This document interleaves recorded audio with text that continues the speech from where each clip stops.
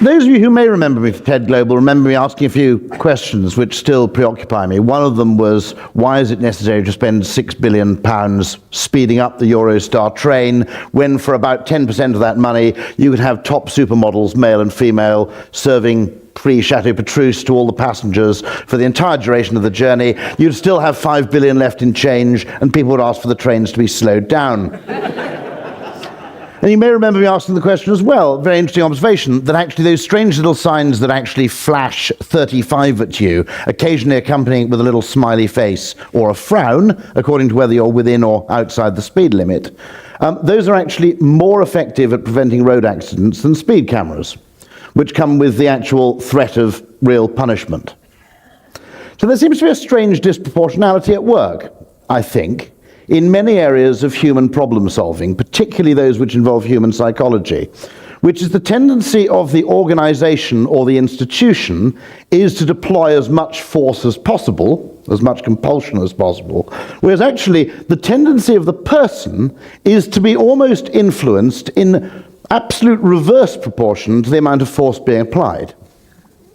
So there seems to be a complete disconnect here. So what I'm asking for is the creation of a new job title, I'll come to this a little later, and perhaps the addition of a new word into the English language. Because it does seem to me that large organizations, including government, as of course the largest organization of all, have actually become completely disconnected with what actually matters to people.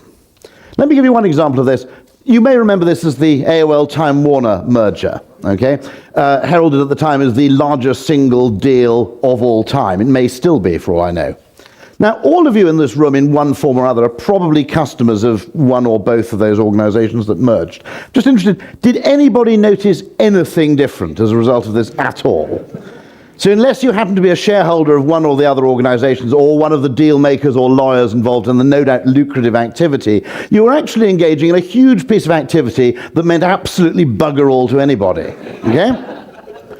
By contrast, years of marketing have taught me that if you actually want people to remember you and to appreciate what you do, the most potent things are actually very, very small.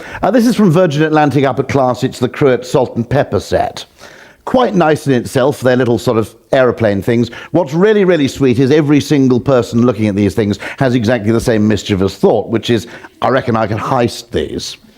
However, you pick them up, and underneath, actually engraved in the metal, are the words, stolen from Virgin Atlantic Airways Upper Class. Now, years after you remember the strategic question of whether you're flying in a 777 or an Airbus, you remember those words and that experience. Similarly, this is from a hotel in Stockholm, the Lidmar. Has anybody stayed there? It's the lift. It's a series of buttons in the lift. Nothing unusual about that at all. Except that these are actually not the buttons that take you to an individual floor. It starts with garage at the bottom, I suppose appropriately, but it doesn't go up garage, ground floor, mezzanine, 1, 2, 3, 4. It actually says garage, funk, rhythm and blues. You have a series of buttons. You actually choose your lift music. My guess is that the cost of installing this in the lift in the Lidmar Hotel in Stockholm is probably £500 to £1,000 max. It's frankly more memorable than all those millions of hotels we've all stayed at that tell you that your room has actually been recently renovated at a cost of $500,000 in order to make it resemble every other hotel room you've ever stayed in the entire course of your life. Okay?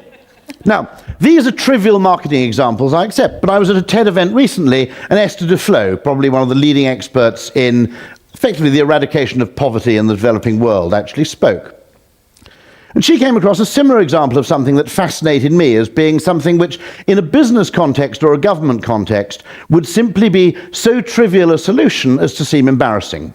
It was simply to encourage inoculation of children by not only making it a social event, I think good use of behavioral economics in that if you turn up with several other mothers to have your child inoculated, your sense of confidence is much greater than if you turn up alone. But secondly, to incentivize that inoculation by giving a kilo of lentils to everybody who participated. It's a tiny, tiny thing. If you're a senior person at UNESCO and someone says, so what are you doing to eradicate world poverty?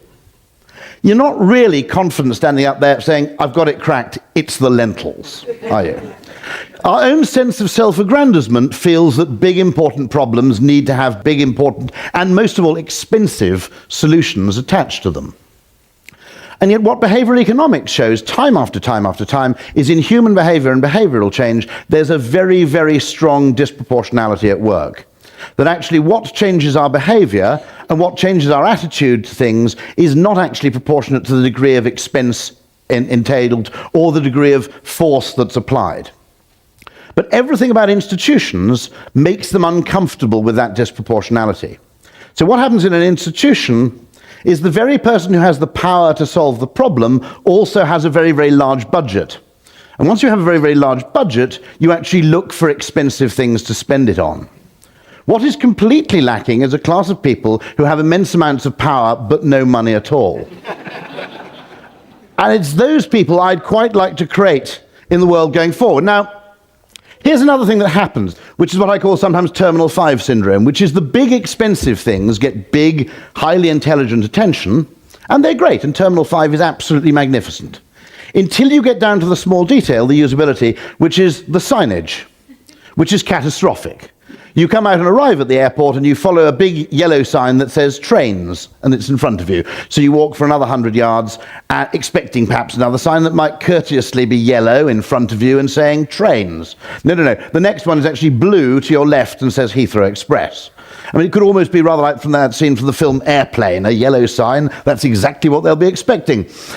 And so what happens in the world increasingly, now all credit to the British Airports Authority, I spoke about this before, and a brilliant person got in touch with me and said, okay, what can you do? So I did come up with 5 suggestions which they are actually actioning. One of them also being, although logically it's quite a good idea to have a lift with no up and down button in it, if it only serves 2 floors, it's actually bloody terrifying, okay?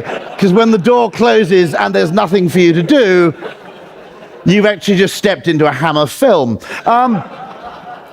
So these questions, what is happening in the world is the big stuff actually is done magnificently well.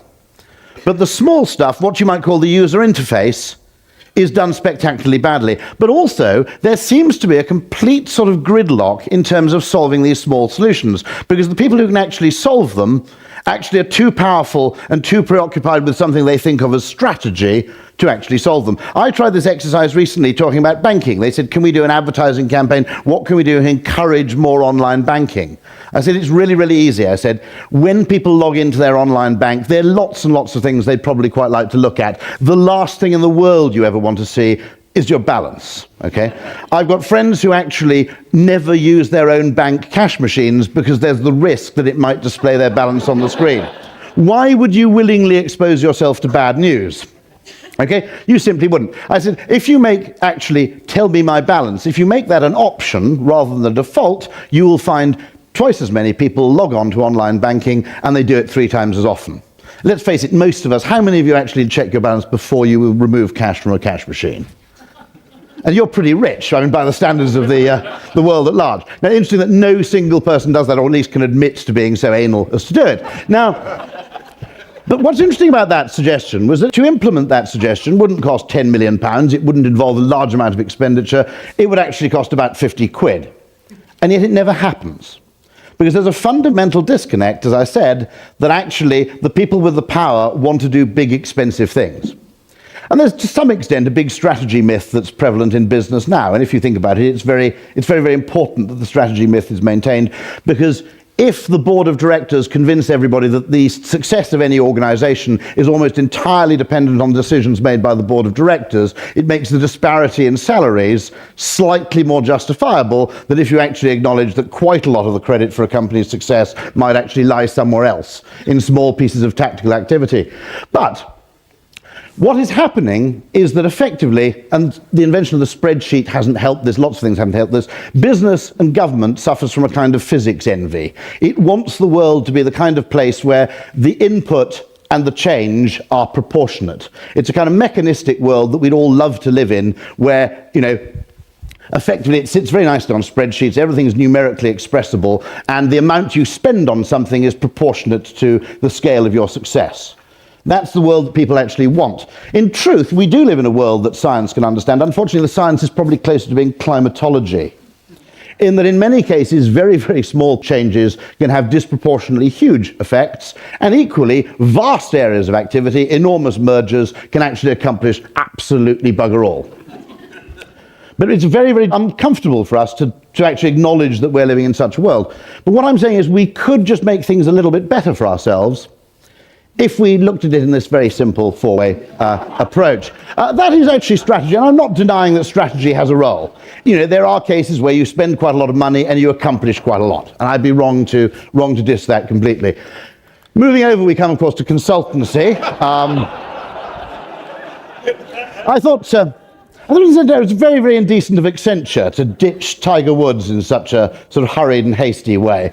I mean, Tiger surely was actually obeying the Accenture model. He developed an interesting outsourcing model for sexual services, no longer tied to a single monopoly provider, in many cases sourcing things locally. And of course, the ability to have between 1 and 3 girls delivered at any time led for better load balancing. So what Accenture suddenly found so unattractive about that, I'm not sure. Then there are other things that don't cost much and achieve absolutely nothing. That's called trivia. But there's a fourth thing.